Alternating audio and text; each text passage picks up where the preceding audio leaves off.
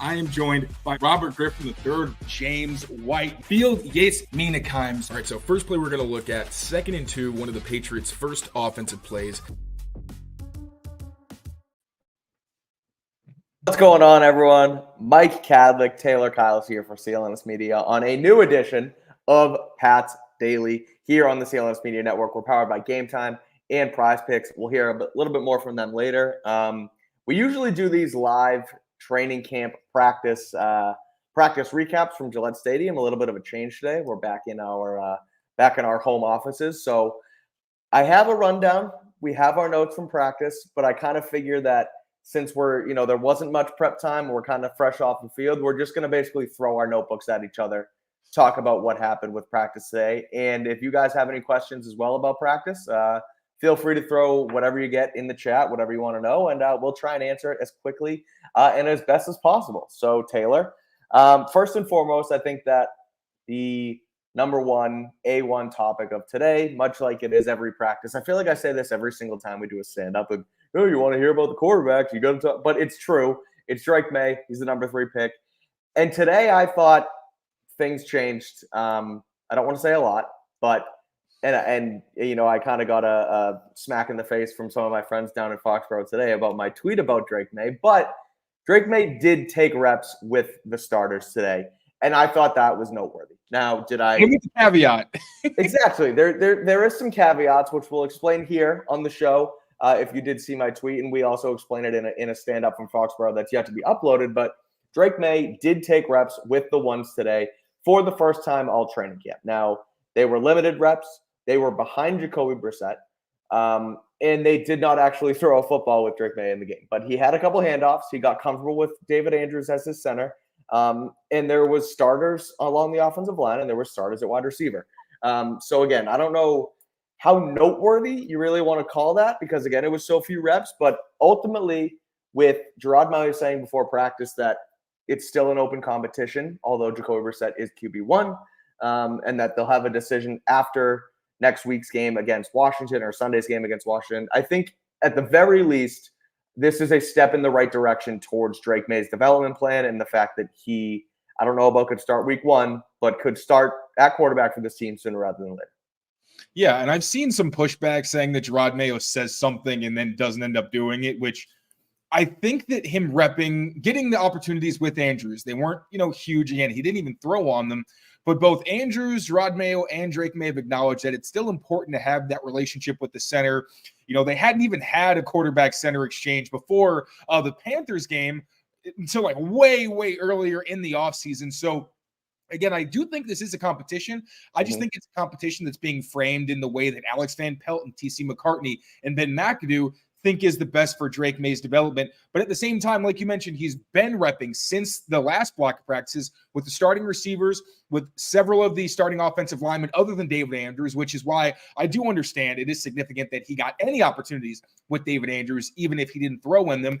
And Gerard Mayo also, I'm trying to pepper him with questions where I kind of just pin him into a corner of like, all right, you said this about, starting Drake Maye, where he said after the last game that the offensive line would not affect whether or not Drake Maye started.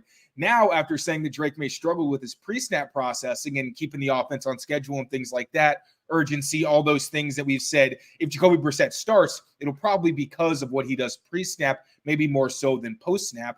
But Gerard Mayo said 100% Drake Maye is ready to lead a huddle. So we're getting closer and closer to being like, all right, well, Drake Maye's better in practices. We all think he's better in practices. I'm not sure how much he could be doing in between the lines that would make it a significant difference between what we're seeing and maybe what the film says. And on top of that, this was another day where he and Jacoby still traded off some impressive throws, but overall, Drake Maye was better. He had more impressive throws. He didn't have as many of the throws that made you nervous. And Jacoby Brissett today had 2 turnover-worthy plays, one that he ended up actually getting intercepted on his first throw of team drills. So I feel like every day it's getting closer and closer to Drake Maye really could start for this team. I do believe it's a competition, but I also think they're having to walk a fine line of, unlike maybe the Cam Newton year a little bit, where they truly do believe that Jacoby could start for them. I don't know how convinced they were that that was going to be the case with Cam.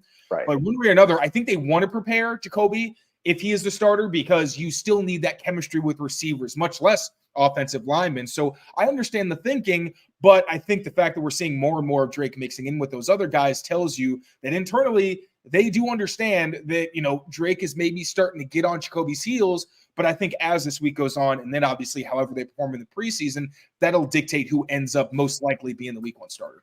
Right, and I'll add too with that the whole thing about taking what Drake Maye says, and maybe he's not telling the truth, and maybe he's leading us on, and we mentioned it yesterday. I think it was yesterday where, or maybe I didn't even mention it on the show, but where with Bill Belichick, what he said in a press conference, he would either tell you the truth, he would tell you the truth in a contrived way where he wasn't technically lying, but he was't really saying anything either. You got to read between the lines. That's not my job. Yeah, right. You had to read between the lines with what Bill had to say. And I remember learning this lesson a few years ago.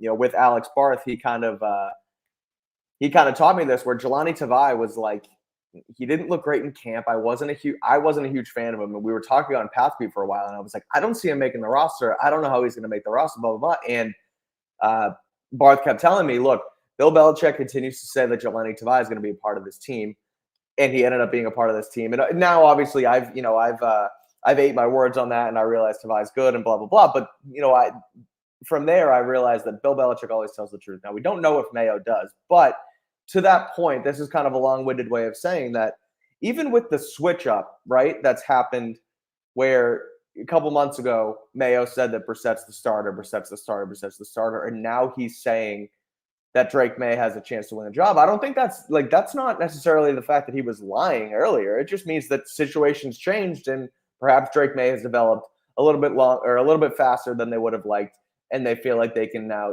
they've seen a little bit more from him. They've seen him in the game, they've seen him in practice, and they feel like they can actually put him, out there on a game field, and he could actually win some games starting week 1. And Mayo's acknowledged that the plan does need to have some flexibility in it, because right. I really do believe that I think they want to make sure that they're not rushing Drake out there, which I respect.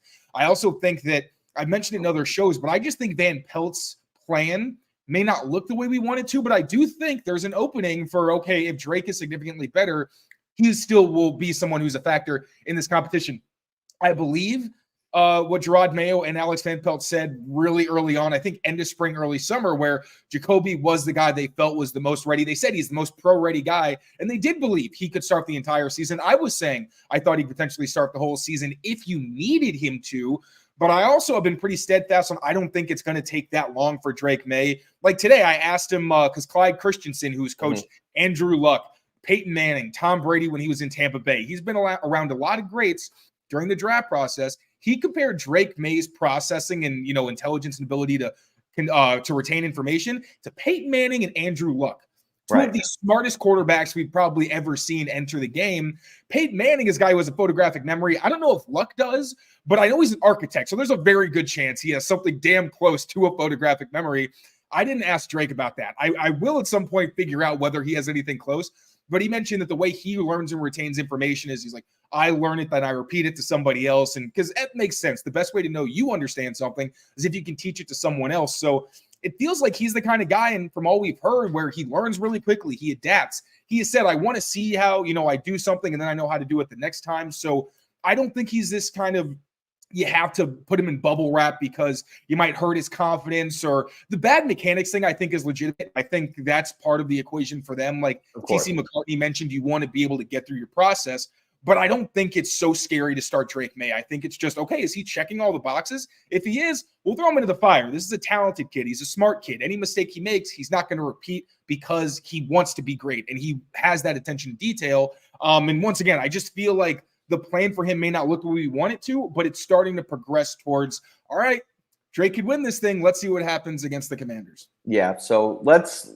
talk then about what we saw actually on the field today. Obviously mentioning that Brissett, was the starter. Maye was working in behind him a couple reps of the ones, but even though it was still Brissett as the quote-unquote QB1, Maye got a bulk of the reps today, as Mayo said, also in preparation for not only Washington, but also Cincinnati. They're working off some cards, trying to give themselves different looks. There was less ones versus ones and more ones versus scout teamwork today.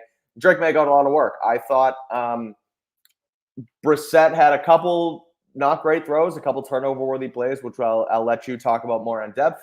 And Drake Maye, I still think, looked like he was a bit smoother and had a little bit more control of the offense.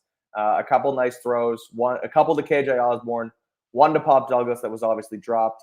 And even like, it's small, but there was one play where it looked like the play in their preseason game last week against the Eagles where off-platform kind of jumping throw were the one where he kind of pitched it out to, I think it was Mitchell Wilcox, with a blitz coming in his face. He did something similar today to Austin Hooper. So there's just a little bit more of a feel for the game, I feel like, with Drake. I think we kind of already know that. But overall, what did you see from Brissett and Maye today down there in Foxboro?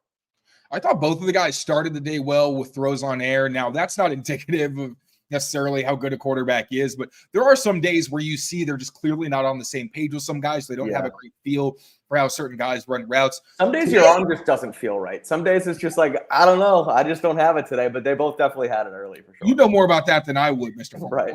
But it did feel, I remember I was saying, this might be a good day for the quarterbacks. Now, Jacoby did, like he did in the last practice, have a couple more wild throws that did get my attention. He had one downfield to Demario Douglas on a dig that looked like it was in between defenders. Another to Tyquan Thornton on a corner route. It looked like he was attacking the space and cover two between the corner and safety. Another wow throw for me. But he also started the day by getting intercepted by Marcellus Dial, throwing a corner to Tyquan Thornton. I wish I could see the replay because I feel like Thornton was covered really well, and it may not have been a great route.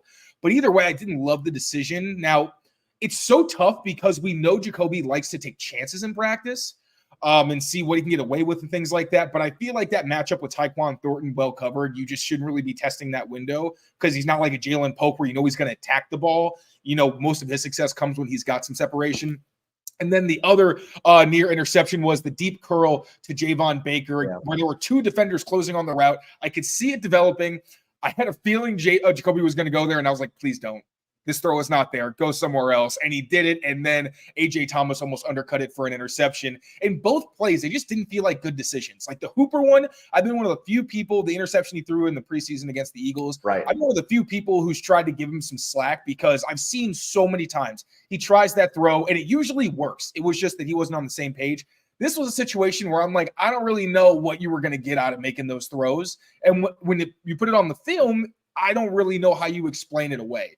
So those were disappointing from Jacoby. I thought he was maybe in the midst, like even after the early interception, I was willing to overlook it if he had, just a better day coming forward, right? Plays together. And then he had the second one, and I'm like, all right, now I can't really give it to you. But Drake continues to show the aggressiveness and the willingness to attack tight windows and go downfield that we've seen from him the past couple of weeks. He had back-to-back throws in 7-versus-7s down the seam. The first one he completed to KJ Osborne, who he has great rapport with from what we've seen the past couple of weeks. Another was a very aggressive throw down the seam to Austin Hooper, I believe it was. Brendan Schooler was all over this. Literally, Drake just put it over Schooler's helmet and gave Hooper a chance to make the catch through him. Kind of like what we saw from Kawan Baker with Joe Milton, where he just went up and basically used the helmet to help him secure the catch. It kind of looks like what I did when we were playing with the football with you, and I put it on Ahmed's head, and I just threw it up to you a couple weeks ago. That's exactly what it looked like.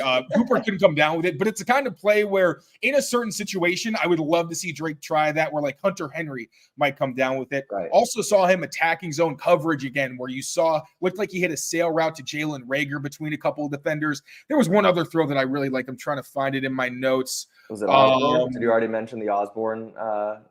Yeah, the seam to Osborne. There was one other throw he had. I'll figure it out somewhere over here. But yeah, overall, I thought it was a good day from Drake Maye. The one to Demario Douglas, where he threw it really early because Demario spent time running under the ball right down the middle, deep downfield. Demario Douglas is wide open. Thanks a lot because of the throw. But I don't know if he didn't track it the right way because he basically just put one hand out to grab it, which you don't see from Pop. Like, he's a guy who fully extends and goes all out. Maybe he thought he had to dive for it and was like, I'm not going to do that in practice when there's no one around me. Maybe he didn't judge it the right way and kind of slowed up a little bit. Either way, it looked like a good ball from Drake. Not a great play that time from Pop, one of the few times he's made a mistake. But again, putting a bow on this, the aggressiveness, the willingness to attack downfield. There was one or two plays where it felt like he had to get deep into his progression. I'm not sure because he held onto the ball or if someone wasn't open. But you also didn't see the turnover-worthy plays. That sometimes it mixed their way in with Drake where you're like, you know what? I understand you're trying to make a play, just learn, don't do that in the future. But yeah, I think you'd be hard pressed to find anybody who thought that Jacoby Brissett had a better day than Drake, who again continues to make the strides you're hoping to see him make. Yeah, I just wonder if Jacoby's pressing a little bit at this point, right? Where, he hears all the noise and it's talk about Drake Maye could take him over as soon as week 1. And are you the starter? Mayo's saying you were the starter and now you're not. And you get these questions and you hear about it, and Drake Maye's playing better. So my whole thing with Jacoby Brissett early on in training camp was he understands the offense, and he's at least putting the ball or throwing to places where he thinks it's the right decision, and oftentimes it was the right decision. Sometimes the ball doesn't get there, and sometimes it's overthrown or underthrown, and he doesn't have the best arm, but he's at least making the right move, like the right play, right, the right read. Where now it seems like he's not even doing that in practice. Like these 2 turnover-worthy plays, the one to Hooper in the preseason game, where it's like not putting the ball in harm's way was your specialty, and it has been Jacoby Brissett's specialty over the course of his career, and he just hasn't been doing that lately. And so I wonder if he's maybe pressing, trying to now he sees Drake Maye doing better and him doing worse, and he has to make more plays to try and make this less of a competition and more of his job at least through week 1. But yeah, I still think that Maye has been Maye's been the better player, the better quarterback ever since last Thursday's preseason game. I will say too, just a little note on the play from Pop, where it was almost identical to the one you saw in the preseason game to Javon Baker. It was Baker ran a post from the right side, Pop this time from the left side. Pass coverage, guys trailing him, hits him right in the hands, and both guys just drop it. So you see that Maye has the ability, the aggressiveness to make those throws. Guys just now need to come down with the football. And this offense is going to really start clicking once Drake Maye's out there and once these guys, start bringing down the catches. So we'll talk more about all of this. We'll hit the offensive line. We'll hit the rest of our notes, some defensive guys, injuries, things like that. But first, I got to tell you guys about our friends over at Game Time, because it's now football season and you can get into games with Game Time. They have new features over at Game Time called Game Time Picks that make getting tickets to see your favorite teams live even easier. Game Time Picks filters out the fluff to show you only incredible deals on great seats, so you don't have to waste time searching through thousands of tickets. If you go on right now, you can check out Pats versus Seahawks in week 1, and you can get super deals, great deals, and amazing deals. They have different tiers, and you get different deals for each tier. You can get into the lower bowl at Gillette Stadium right now for as low as $270 for their week 2 matchup home opener against Seattle.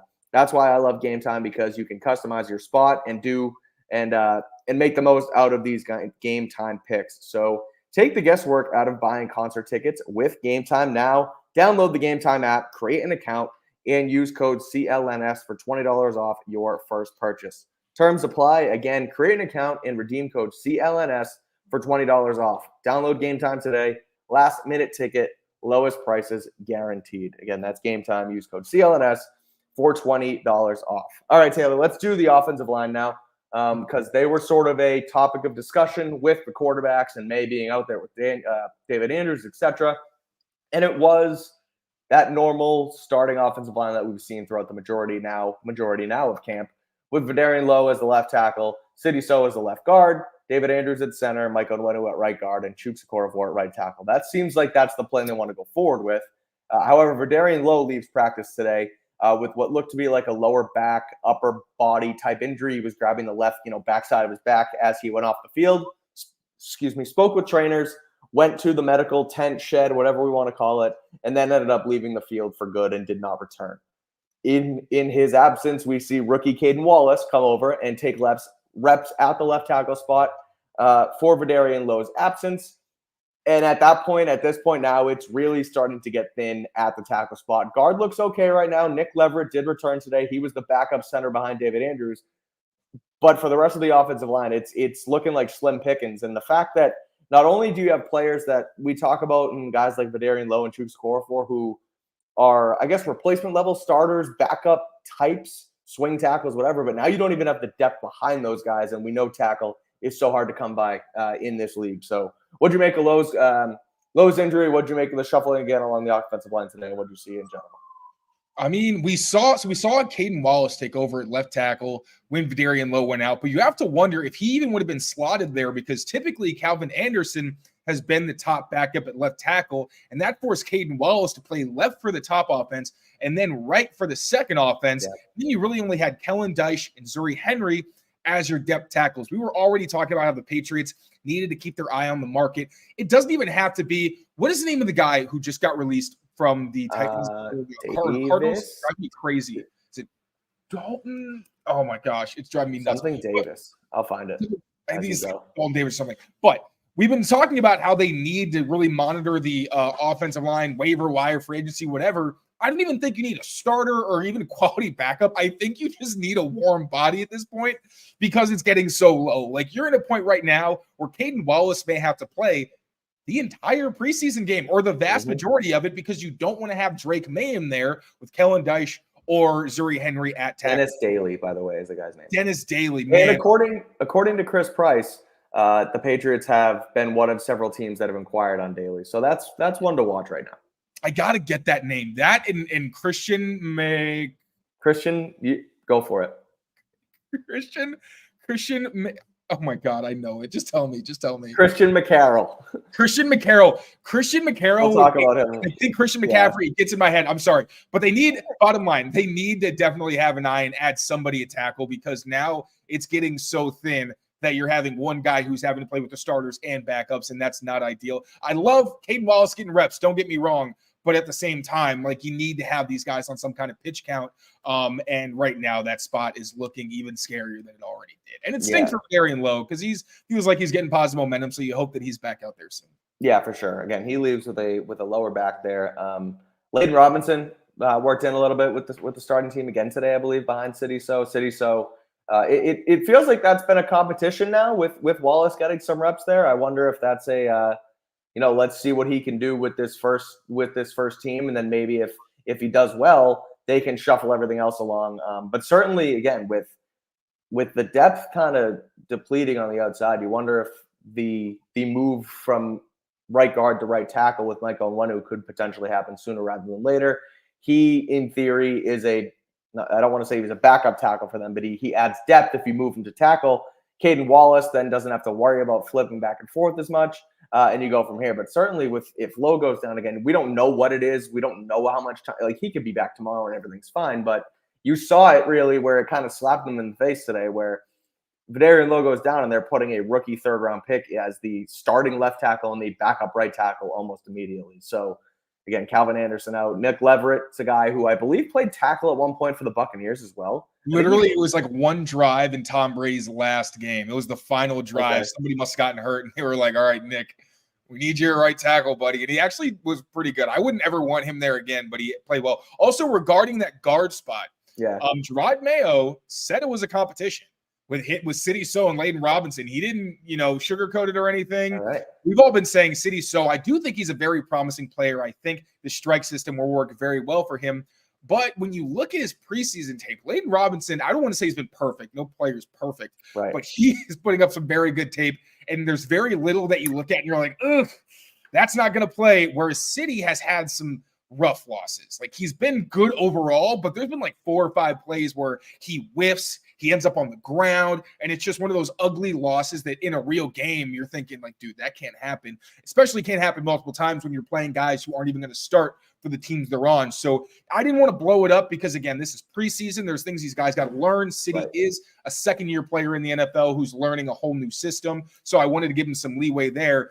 But if it's gotten to the point where internally they think it's so bad that they're willing to let this rookie, who again is practicing well, but is still a rookie, really compete for his job, I think that's pretty telling. So City So, might truly be on watch, I'll say. He's on watch. All right. Sounds good to me. All right. We're going to get to, again, not a ton to take away from today's practice. I thought the big headline, again, was Drake Maye there and some of the offensive line shuffling. So I'm going to send us to break in a second, and then we'll wrap it up with some of our, injury stuff and kind of housekeeping stuff. But I did want to quickly throw a couple darts at the board here with just some stuff that was in my notebook that we didn't really talk about in the stand-up, and maybe we can, try and pull a little bit more out of it. One thing was that Alex Austin saw the cornerback 2 starting reps today, mostly opposite Christian Gonzalez. Yesterday, it was Marco Wilson. So that's clearly still a position they're going to rotate through.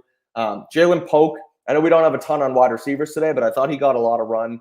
Not necessarily with that starting group. It was more. No, it wasn't with the starters. He was with Jacoby, and I didn't see a whole lot of KJ Osborne. So I thought I saw Osborne in like one of the early 11-on-11 periods, and then later they went to Jalen Polk. So they're kind of continuing to work him in with the starters. But there's been times where I thought Polk was he was out there, but he wasn't being used as much, where I thought today he was actually getting some volume. I know he had 3 catches on 4 targets at one point in practice. I didn't pay attention enough later on to him to see if he got any more targets out there. But today I felt like there was more of a volume day for Jalen Polk. Yeah, in 11-on-11s, Jacoby hit him on a bootleg. Then Drake threw 2 screens to him on RPOs. Okay. It was a period where they were just doing basically runs, like one play action and then RPOs. And then there was another one. It was overthrown where he was well covered by John Jones downfield. I wasn't sure if it was miscommunication or if Drake was trying to kind of make a safe play. But yeah, so that's a lot of reps. You mentioned the RPOs. That was one more thing I wanted to throw out there from my notebook today. Was there was a little bit of a I'm trying to think of the word I'm looking for, but there were a lot of RPOs called, I thought, when Drake was out there. Not a ton more than Jacoby, but it was noteworthy because on one of them, he made the correct read on, it looked like a read slant backside to Kayshon Boutte. He pulled the ball fast, hit him right in stride, and it was perfect. He had a defender on his hip, and he got past him. But there was another one where they had leverage on the outside. I believe he could have handed it off, or he could, throw it out quick on a screen to Jalen Polk that you just mentioned. And this time he read the leverage and the numbers they had on the outside correctly, where I believe we were talking in last Thursday's game, and we couldn't figure out if it was an RPO and if he had to go there or not. But JT broke it down, and I still didn't know if it made a whole lot of sense. Okay, but there was a play where Maye threw it out to, I believe it was Polk in the game as well, and Jaheim Bell had to block 2 guys out there, and it was a 2-on-2, and he threw it out there anyway. It felt like the incorrect read on an RPO. So I thought it was noteworthy that he went out there and actually, succeeded in that read today. So that was kind of the last thing on my notebook. Anything else you wanted to throw out there before we do our ad and our quick hitters at the end? I'll save it for the quick hitters, and then I figure we maybe answer a couple questions because I know people have some in the chat. All right, we will do all of that quickly, after this quick word from our friends at Prize Picks, because Prize Picks is America's #1 daily fantasy sports app with over 5 million active members. It's the easiest and most exciting way to play daily fantasy sports. Unlike other apps on Prize Picks, it's just you against the numbers, and all you have to do is pick more or less on 2 to 6 player stat projections and watch the winnings roll in. Get in on the daily action with your friends and become part of the Prize Picks community today. You can win up to 100 times your money on Prize Picks with as little as 4 correct picks, turning $10 into $1,000. And you can also sign up today and get $50 instantly when you play $5. You don't even need to win to receive the $50 bonus. It's completely guaranteed. So if you think Tyreek Hill will get more than 90.5 yards in week 1, or Aaron Jones will run for more than 66.5 yards, cook up hot takes with your friends and win real money this football season when you and your crew run your game on Prize Picks. Head over to Prize Picks today. Download the Prize Picks app and use code CLNS for a first deposit match up to $100. That is code CLNS on Prize Picks for a deposit match up to $100. Prize Picks, run your game. Again, that's Prize Picks. Head over there. Use code CLNS. Help them out. Help us out over at Prize Picks. All right. Quick hitters and some housekeeping stuff to wrap this thing up, Taylor. I will say that Patriots signed 2 linebackers yesterday. They also claimed Matt Landers off waivers, a wide receiver. The linebackers, Christian McCarroll and Kobe Jones. 2 guys who Taylor's still trying to figure out their names a little bit. So am I. But that was because Josh Uche, O'Shane Jimenez were out yesterday, weren't even out there. So it was kind of a thought that, they're trying to help out their edge depth. O'Shane Jimenez and Uche then come out today in full pads, but quickly leave and get some work on the lower field, and then end up coming back in street clothes. So they're continuing there with the linebackers. And I know you had an observation from McCarroll from practice today.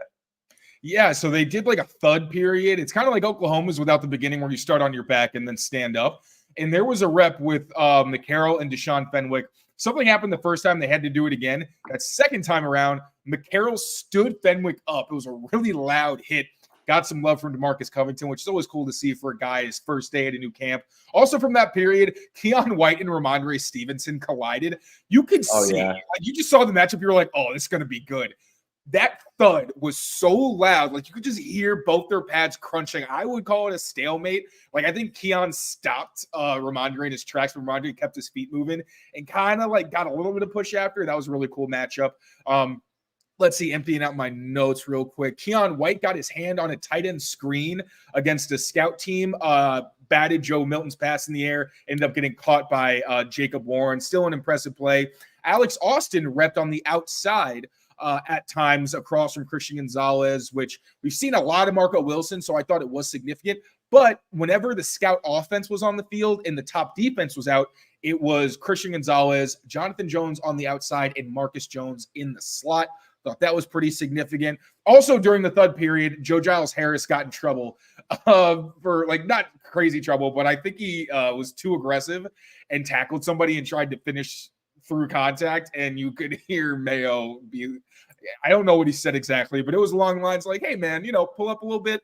And then the last one, emptying it out, Marcus Jones picked off Joe Milton when Joe Milton was a scout team quarterback. Really cool play. Marcus Jones was like in the flat as that cloud defender and then crept up. I don't think Joe Milton saw him and then jumped up and made an interception. I was just going to say, there's no way Milton saw him because from my angle, I wasn't watching the quarterback. I was watching the defense, and it looked like Jones just like ran the route for Joe Milton and just basically caught it in stride and kept running. It was awesome. It was a good play. That's pretty much it for me. Yeah, all right. I will just quickly add Sean Wade, someone who's been out, did start practice in pads and participated. He ended up leaving practice early with, I don't know if it's a new injury, a different injury, but he left with a trainer and did not return. And then quick note on the tight end room as well. Austin Hooper, after returning to practice yesterday and not participating, he did return today and did participate. So some good news on the tight end front. Also, Mitchell Wilcox, who was out yesterday as well, was out there not in pads, a non-participant. But he at least stretched and got some work in out there in some non-padded drills. So a little bit more help, a little bit more, I guess, optimism in the tight end room. I think additionally with Hunter Henry. Is that someone who Mayo called day-to-day? No. He said that Uche's day-to-day and Mapu's week to week. Those are the updates he gave us. Okay, so nothing yet on Hunter Henry, so we'll see what happens there. He wasn't out there today as well. While we're talking about tight ends, you want to answer a question real quick about position? Absolutely. So CJ Uzomah to the Pats now that he's released. I looked at the tape. He actually played really poorly against the Patriots. Okay. Didn't have any positive plays. I've not heard good things from Philly's beat about him. Just from what I've read online, I haven't talked to anybody. Sure. If they need a warm body, sure. Right. But if guys are starting to get healthier, like we did see Hooper back, Wilcox, we have no idea how close he is to returning, but I wouldn't rule it out because they are very kind of like tackle where it's like, hey, it doesn't really matter how good the guy is. You need somebody to put out on the field. Although they do have like Jacob Warren, LaMichael Petway. So they're not desperate like they are at tackle, but if they sign somebody like an Uzomah or somebody cheaper who they know is going to be okay with really just being here for like a week or two, then I can see something like that. Yeah, Uzomah's a guy who he at least warranted a Patriot meme from me this morning. But again, I don't know. Like you said, he's a guy. He's a warm body, but so is Jacob Ward and so is Mitchell Wilcox and so is LaMichael Petway. Now, I think Uzomah ultimately is better than them probably right now. Definitely had a better career, but he was good in like the Andy Dalton Bengals days where that was like his prime, where he had some like decent seasons. Yeah. He's been in the league for a while, I guess. He has been in the league for some time. And he's also boys with Jarrett Stidham, fun fact. I think they both went to Auburn together. But yeah, again, it wouldn't surprise me. It's a guy, but I don't necessarily think it's going to 100% happen by any means. Agreed. Just want to get that out of the way because it's a fair question. Yeah, for sure. I don't see anything else major in the chat that. Should we talk about the kicker competition? Yeah, let's wrap with the kickers. I will say that I'll let you take it because you had some thoughts as we were walking out of practice today. I mean, pretty straightforward today. Yeah. Joey Sly went 4 for 4. Chad Ryland went 1 for 4. Chad Ryland has not had a day that bad this summer. There's been days where we'll miss 1 or 2, but even then, it's usually it's more often been that one guy will miss one and the other will make all of his. We've had a couple where one guy missed two and the other misses one. We've never had a day, I don't think, where there were multiple misses compared to somebody else having a perfect day. We've mentioned that Chad Ryland needs to be pretty perfect. It feels like to win this job because just the quality of Joey Sly's kicks have been more significant. And after today, I don't know how. I don't know how he gets past Joey Sly. Multiple misses. It just gives you the feel like he's in his head a little bit. Yeah. Now that like he's had a couple, not great. Like he did have a day where he pushed past Joey Sly, but he wasn't perfect either. So, yeah, Joey Sly very much back in the driver's seat. I don't know if he's giving it up unless Ryland is literally perfect and Sly struggles in the next week or two. Yeah, it's definitely an uphill battle for Ryland at this point. It's funny, too, because you mentioned yesterday and how, it looked like Ryland has sort of – Sly took over the competition, I thought, the other day. Ryland was better yesterday, and it looked like they kind of got neck and neck. And Joey Sly wasn't at the start of practice today, and so I was joking with Brian, like, oh, did Ryland win, securely enough yesterday where Joey Sly's just out of here? But Sly ends up coming out later on. I don't know if he was getting work done or warming up downstairs or whatever it was.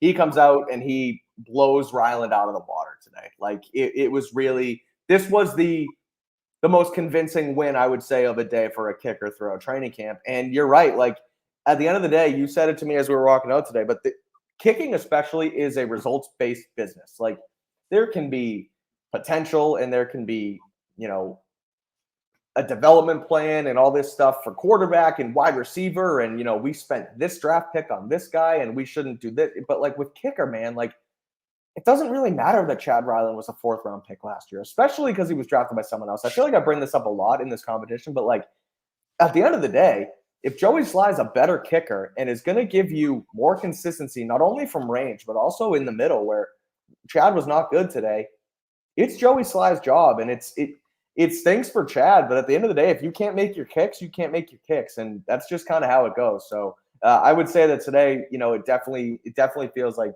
it's Joey Sly's job, and Chad, like you said, has to be pretty much perfect from here on out for himself to even have a remnants or a semblance rather of a chance to win the job. And as I feel like I've also said many times, Joey Sly has been an NFL kicker before. Chad Ryland, in terms of his efficiency, has not, because last year he was so bad that he would have been bad for a college kicker. So at the end of the day, that's what it comes down for to me is it's like Ryland needs to thoroughly convince them he's better than this guy who's had some level of success in the NFL.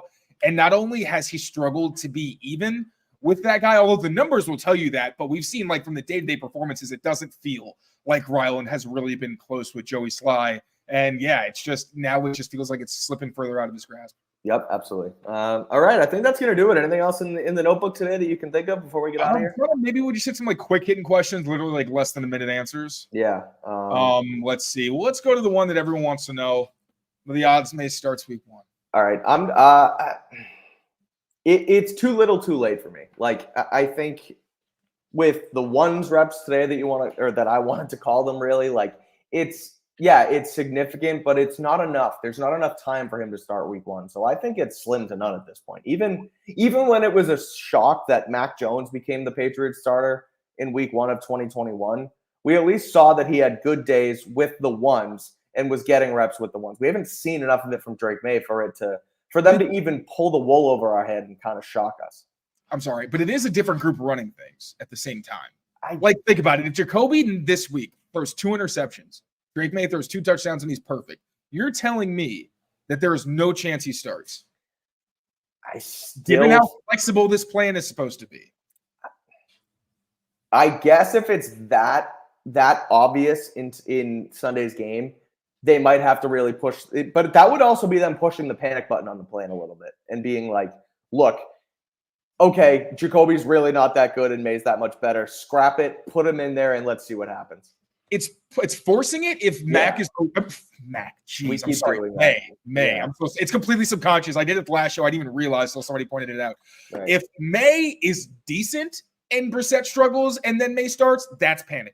Okay. Because then you're like, because again, the whole thing has been Drake will be better than Brissett at some point, but Drake also has to be ready himself. And again, we're talking about it. It's like, what would he have to prove even further, where if Jacoby is bad, they don't want to put him out there. He can run the huddle. They've said he's tough, he's smart, all these things. So why wouldn't you play him? You're not scared to play him. You know that. They keep saying he makes everybody else around him better. He's a really tough kid. He gets hit. He bounces back up. Like, we have no indication that they're scared to put him out there. I just don't think, like you said, they want to rush it. But if he's great, and you see where it's just like, this is the culmination of the entire summer out in front of the entire world versus Jacoby has been legitimately bad. I say it's 35%. I'm not saying it's likely. I'll say it's 35%. Because I don't want to say 40. High, Taylor.